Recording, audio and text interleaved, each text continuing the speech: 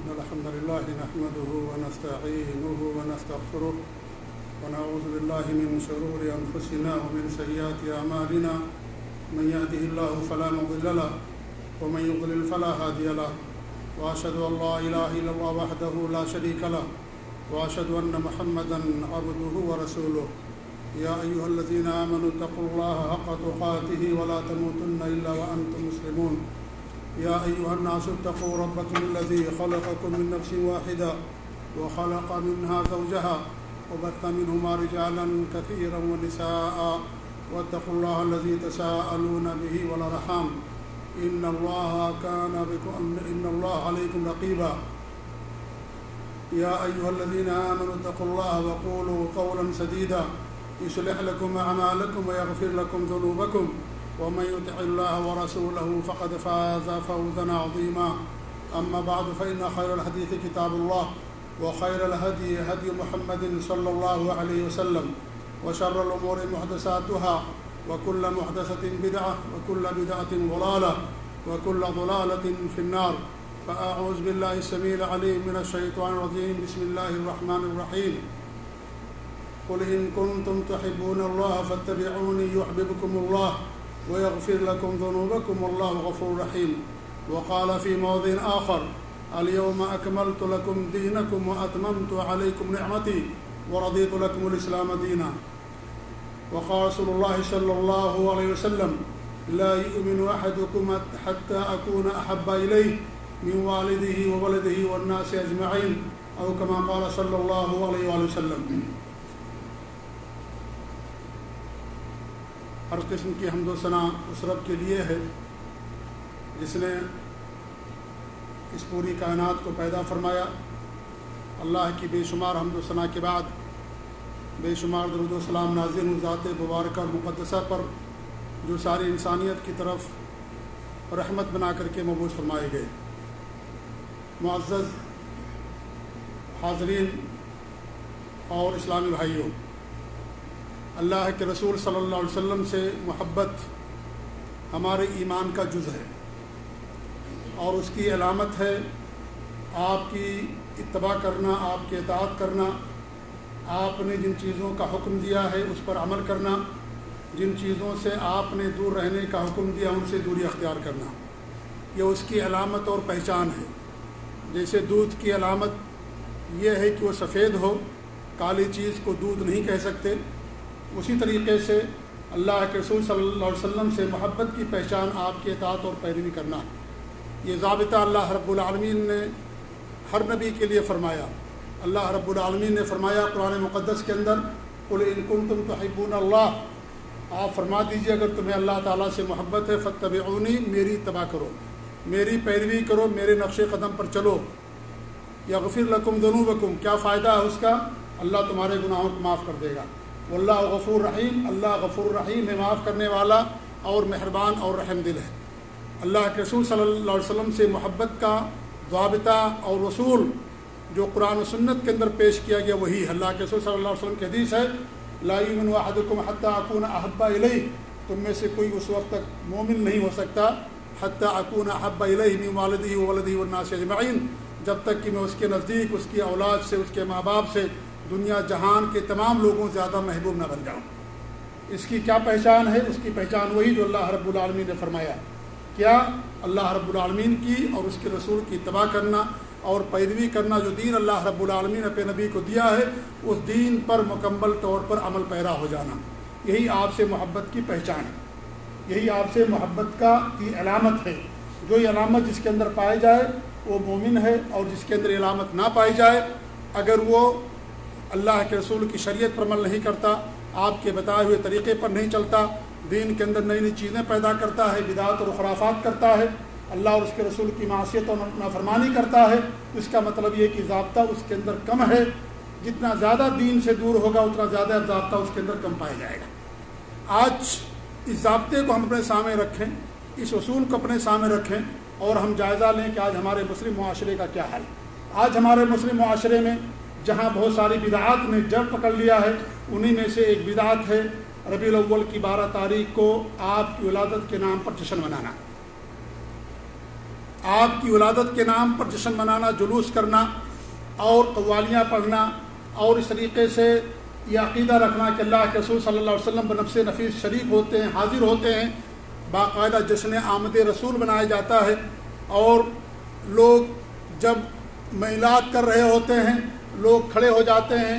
کیوں کھڑے ہوتے ہیں؟ اللہ کے رسول صلی اللہ علیہ وسلم تشریف لائے ہوئے ہیں، اس لیے سارے کے سارے لوگ استقبال میں اور آپ کے ادب اور احترام میں کھڑے ہو جاتے ہیں۔ میرے بھائیوں، یہ ضابطہ اگر آپ مومن ہونے کا اور مسلمان ہونے کا اگر اس ضابطے کو آپ مانیں گے تو آپ کو کہنا پڑے گا کہ ضابطے پر نہ صحابہ پورا اترے تھے، نہ ائمہ کرام تھے، نہ جب تک یہ بدعت نہیں ایجاد کی گئی تھی اس وقت تک کہ سارے مسلمان اس ضابطے کے اوپر پورا نہیں اتریں گے، کیونکہ ایسی چیز ہے جو بعد کے اندر ایجاد کی گئی۔ 500 صدیوں تک دنیا اس چیز سے ناواقف تھی۔ 500 صدیوں سے پہلے جو ہمارے ائمہ گزرے ہیں، ہمارے جو علماء گزرے ہیں، مجتہدین گزرے ہیں، فقہاء اور محدثین گزرے ہیں، ان کی تاریخ، ان کی کتابوں کے اندر اس کے حوالے سے کوئی چیز آپ کو ان کا کوئی قول نظر نہیں آئے گا۔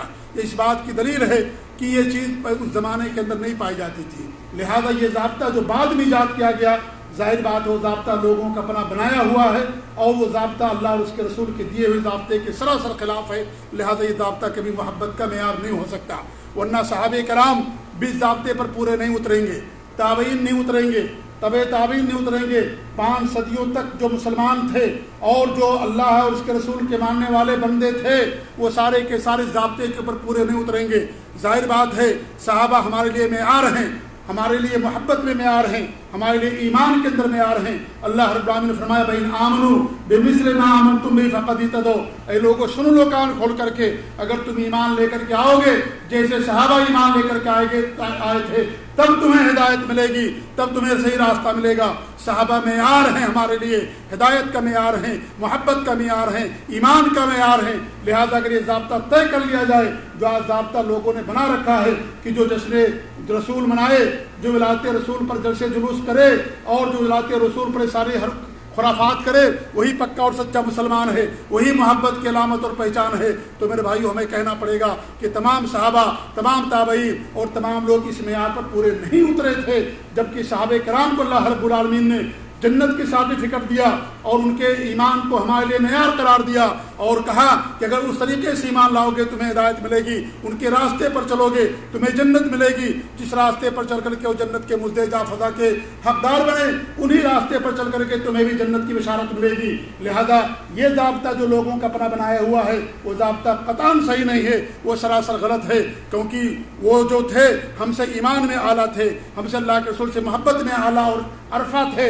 اللہ کے رسول کی زبان مبارک سے کوئی بات پوری نہیں ہوتی تھی اور صحابہ کرام اللہ کے رسول کی بات پر عمل کرنے کے لیے تیار ہو جاتے تھے۔ گھر بار چھوڑ دیا، وطن چھوڑ دیا، بیویوں کو چھوڑ دیا اور دولت چھوڑ دی، سب کچھ چھوڑ دیا۔ اللہ کے رسول کے ایک حکم آیا، اے لوگوں مکہ چھوڑ کر کے سب کو مدینہ چلنا ہے۔ سارے لوگ مکہ چھوڑ کر کے مدینہ چلے گئے، اپنی جانوں کو نذرانے پیش کیے، سب کچھ اپنی قیمتی چیزیں اللہ کی راہ میں قربان کر دی۔ لہذا ان کا وہی جو ایمان ہے، ان کا جو ضابطہ اللہ نے قرآن کریم کے اندر بیان فرمایا وہی ہمارے لیے معیار ہے میرے بھائیوں۔ لہذا یہ معیار جو آج بنا لیا گیا معیار سراسر باطل ہے، اور پھر دین اللہ رب العالمین نے مکمل کر دیا۔ الیوم اکملت لکم دینکم، دین کامل ہو گیا ہے۔ اللہ رب العالمین نے دین اپنے نبی کو جو دیا، کامل دین دیا، اپنے نبی پر دین کو مکمل کر دیا۔ لہذا دین کے اندر کسی نئی چیز کی گنجائش نہیں ہے، کسی نئی چیز کی گنجائش نہیں ہے۔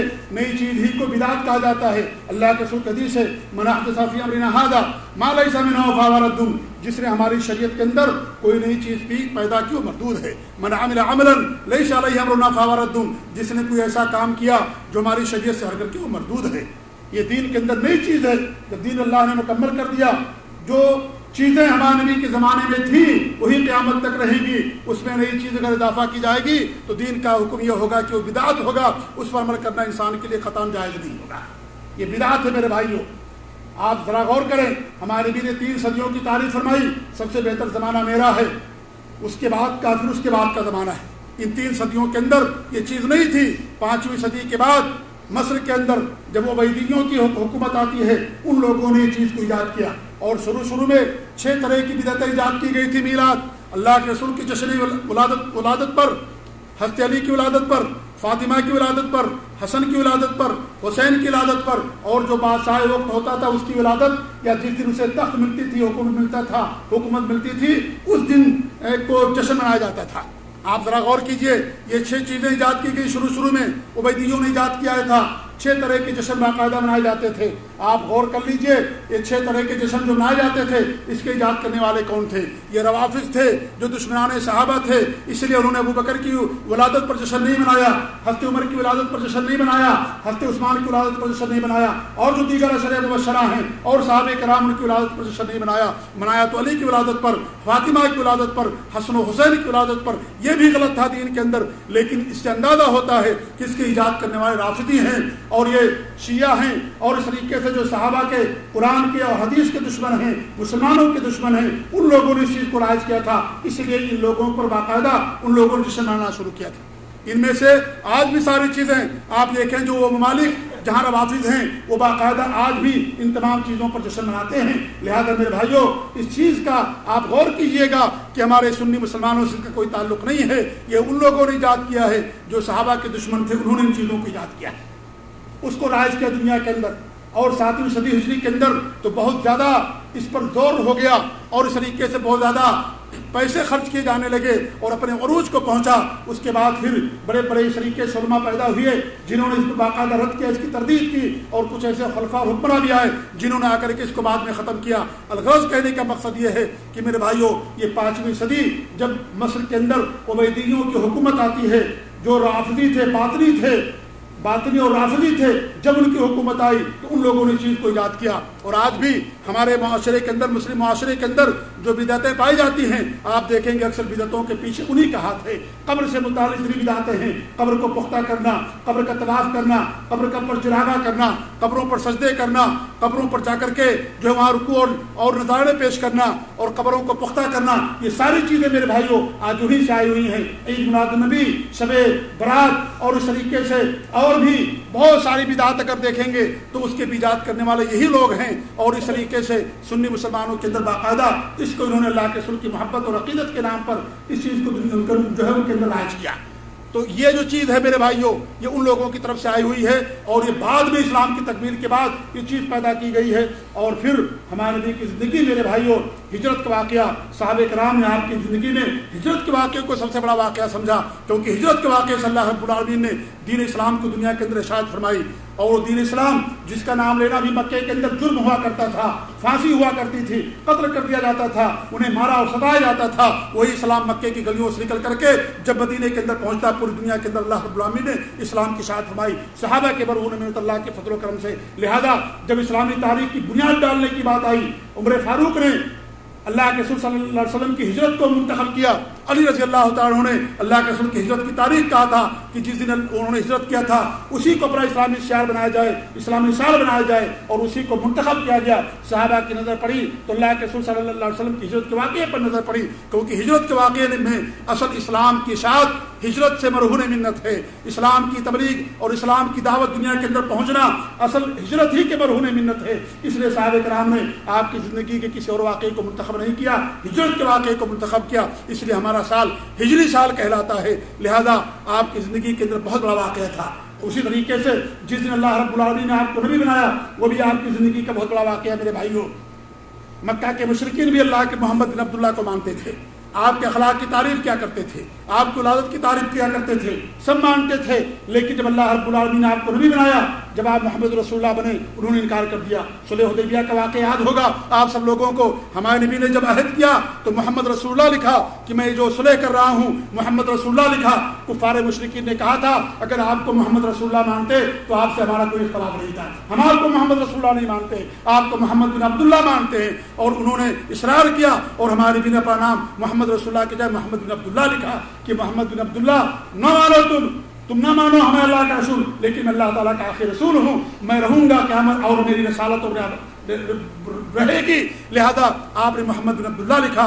تو آپ کی زندگی میں میرے بھائیوں جس دن اللہ رب العالمین نے آپ کو رسول اور نبوت، رسالت اور نبوت عطا فرمائی، وہ بھی آپ کی زندگی کا بہت بڑا واقعہ ہے۔ محمد بن عبداللہ تو مکہ کے مشرکین بھی مانتے تھے۔ جب آپ محمد رسول اللہ نبوت کا اعلان کیا وہ لوگ جو آپ کے راستوں میں پھول بچھایا کرتے تھے وہ آپ کی جانی دشمن بن گئے. وہ لوگ جو آپ کی قسمیں کھایا کرتے تھے وہ لوگ آپ کے دشمن بن گئے. مکہ میں رہنا آپ کے لیے دوبھر کر دیا. مکہ جاننے پر آپ کو مجبور کر دیا گیا. مکہ چھوڑ کر کے مدینہ جانے پر آپ کے قطر کے در پہ ہو کے سازش کی. آپ کو کتنی تکلیف پہنچائی, آپ کے صحابہ کو کتنی تکلیف پہنچائی. 2 مرتبہ آپ نے ہجرت کرنے کا حکم دیا. مکہ سے لوگ حبشہ گئے اور پھر آخر میں مدینہ کی طرف صحابہ کرام نے ہجرت فرمائی. تو لہذا محمد بن عبداللہ کو تو وہ بھی مانتے تھے. آج بھی اللہ کے رسول کے اخلاق کو ہم مانیں لیکن آپ کی لائی ہوئی شریعت کو نہ مانیں, یہ معیار نہیں میرے بھائیوں. معیار وہ ہے جو اللہ رب العالمین نے آپ کو دنیا کے اندر بھیجا. اور پھر یہ جو تاریخ ہے میرے بھائیوں, تاریخ سال میں 1 مرتبہ آتی ہے. ہمارے بیچ اگر محبت ہے تو پیر کے دن روزہ رکھیے. پیر کے دن روزہ رکھنا یہ ہمارے بیچ سے محبت کی پہچان ہے. پیر مہینے میں 4 مرتبہ آتا ہے, 5 مرتبہ بھی ہو سکتا ہے, 5 مرتبہ بھی ہو سکتا ہے, لیکن 4 مرتبہ تو ہر مہینے کے اندر پیر آتا ہے. ہمارے بیچ سے پوچھا گیا پیر کے بارے میں, کہا اس دن اللہ رب العالمین, اس دن میری ولادت ہوئی اور اس دن اعمال اللہ کے دربار میں پیش ہوتے ہیں اور اس دن اللہ نے مجھے نبی بنایا, لہذا میں پیر کے دن روزہ رکھتا ہوں. پیر کے دن اعمال اللہ کے دربار میں پیش ہوتے ہیں. جمعرات کو اللہ کے دربار میں پیش ہوتے ہیں, اس لیے پیر جمعرات کو انسان روزہ رکھتا. ہمارے نبی کی سنت ہے پیر اور جمعرات کا روزہ رکھنا. اگر نبی کی محبت ہوگی تو انسان پیر کو روزہ رکھے گا. اور پیر مہینے میں 4 مرتبہ آتا ہے اور ربیع الاول کی 12 تاریخ سال میں صرف 1 مرتبہ آتی ہے. لہذا آپ اندازہ کر لیجئے کہ محبت کا ضابطہ کون سا صحیح ہے. وہ ضابطہ جو نبی نے کیا, نبی نے لوگوں کو دیا کہ آپ پیر کو روزہ رکھتے تھے, لہذا پیر کو روزہ رکھا جائے. اور یاد رکھیے پیر کو روزہ رکھ کر کے آپ نے یہ ثابت کر دیا ہے کہ ہمارا جس دن میری ولادت ہوئی ہے سب کچھ ہو سکتا لیکن عید نہیں بن سکتا, کیونکہ عید کے دن روزہ رکھنا شریعت کے اندر حرام. عید کے دن روزہ رکھنا شریعت کے اندر حرام ہے. عید اور بقرعید کو انسان روزہ نہیں رکھ سکتا, حرام ہے شریعت کے اندر. ہمارے نبی نے پیدائش کے دن روزہ رکھ کر کے ثابت کر دیا کہ ہماری ولادت کا دن کچھ بھی ہو سکتا ہے لیکن ہماری ولادت کا دن عید کا دن نہیں بن سکتا. کیوں؟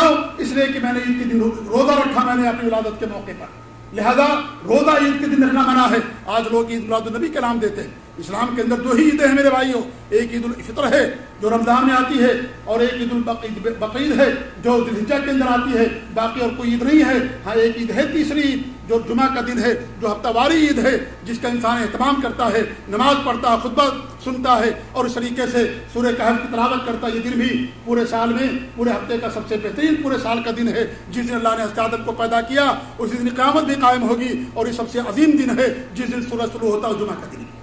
اس لیے عید میلاد النبی کا شریعت کے اندر کوئی ثبوت نہیں میرے بھائیوں. اور پھر سب سے بڑا سوال یہ ہے کہ ربیع الاول کی 12 تاریخ تو آپ کی وفات کی تاریخ ہے. آپ لوگوں میں جو عمر رسیدہ ہوں گے, جن کی عمر 50 سال کے آس پاس ہوگی, 40 سال کے آس پاس ہوگی, انہیں معلوم ہوگا کہ ہمارے یہاں جنتریاں بنائی جاتی تھیں, 12 وفات لکھا جاتا تھا اس کے اندر. آج بھی کیلنڈروں کے اندر 12 وفات لکھا جاتا ہے. پرانے جو کیلنڈر آپ دیکھیں گے اب تو کیا نام ہے 12 وفات کے بجائے عید میلاد النبی لکھا جاتا, پہلے 12 وفات لکھا جاتا تھا. ہمارے نبی کی وفات کی تاریخ میں کوئی اختلاف نہیں. نوٹ کر لیجیے میری بات کو, ہمارے نبی کی وفات کی تاریخ میں کوئی اختلاف نہیں ہے. ربیع الاول کی 12 تاریخ ہمارے نبی کی وفات ہوئی, اس پر تمام مسلمانوں کا اجماع ہے, تمام علماء کے اس بات پر اجماع ہے کہ ہمارے نبی کی وفات ربیع الاول کی 12 تاریخ ہوتی ہے. لیکن آپ کی ولادت میں اختلاف ہے. آپ کی ولادت میں بہت سارے علماء کہتے ہیں 2 تاریخ کو ہوئی, بہت سارے علماء, جمہور علماء یا محققین علماء کی بات کر لیجئے, بڑے بڑے علماء, علامہ شبلی نعمانی رحمۃ اللہ علیہ ہندوستان کے بہت بڑے عالم تھے, انہوں نے اس بات کو ثابت کیا ہے سیرت النبی کے اندر کہ ہمارے نبی کی ولادت ربیع الاول کی 9 تاریخ کو ہوئی. سیرت النبی اپنے موضوع پر بہت اہم ترین کتاب ہے. علامہ سیف الرحمان مبارک پوری, جس کتاب کو جب سیرت کا مقابلہ ہوا پوری دنیا کے اندر پہلا انعام دیا گیا تھا, انہوں نے اسی بات کو واضح قرار دیا ہے کہ ربیع الاول کی 9 تاریخ کو آپ کی ولادت ہوئی. اور ایک قول یہ ہے کہ ربیع الاول کی 12 تاریخ. جب اس مسئلے کے اندر اختلاف ہے, وفات کی تاریخ میں کوئی اختلاف نہیں ہے, وفات ہمارے نبی کی 12 تاریخ کو ہوئی, اس میں کوئی اختلاف نہیں ہے, تو سوال یہ ہے کہ جس کی وفات پر سب کا اتفاق ہے اسی دن آپ تاریخ اللہ کے رسول کی ولادت پر جشن کیوں مناتے ہیں؟ کہ ہمارے نبی کی وفات پر جشن تو نہیں ہے یہ, نعوذ باللہ من ذالک, انجانے میں انسانی طریقے سے حرکت کر رہا. ہمارے یہاں اگر کسی کی شادی ہو, کوئی خوشی کا پیغام ہو, خوشی کا مقام ہو, اگر اس کے گھر میں کسی کو وفات ہو جائے, خاندان میں کسی کو وفات ہو جائے, اپنی اس خوشی کے موقع کو اور اس خوشی کی تقریب کو ملتوی کر دے گا, اسے چھوڑ دے گا, بعد میں تاریخ طے کرے گا. کسی کی شادی طے ہو جائے اور اسی خاندان میں کسی کو وفات ہو جائے، اس تاریخ کو ملتوی کر دے گا کہ آج شادی نہیں ہو سکتی، کیونکہ آج کے دن ہمارے گھر کے اندر وفات ہو گئی یا ہمارے خاندان میں وفات ہو گئی، لہذا شادی کی تاریخ آگے طے کی جاتی ہے۔ اسی تاریخ کو ہمارے نبی کی ولادت ہوئی، مان لیجئے ربیع الاول کی 12 تاریخ کو ہمارے نبی کی ولادت ہوئی، ہم مان لیتے ہیں تھوڑی دیر کے لیے کہ اسی تاریخ کو ولادت ہوئی، وہی تاریخ ہمارے نبی کی وفات کی بھی تاریخ ہے۔ اگر کوئی غیر مسلم پوچھ لے کہ تم کس وجہ سے کرتے ہو، اللہ کے رسول کی ولادت پر خوشی مناتے ہو، جشن یا وفات پر جشن مناتے ہو، ہمارے پاس کیا جواب ہوگا دینا ہے؟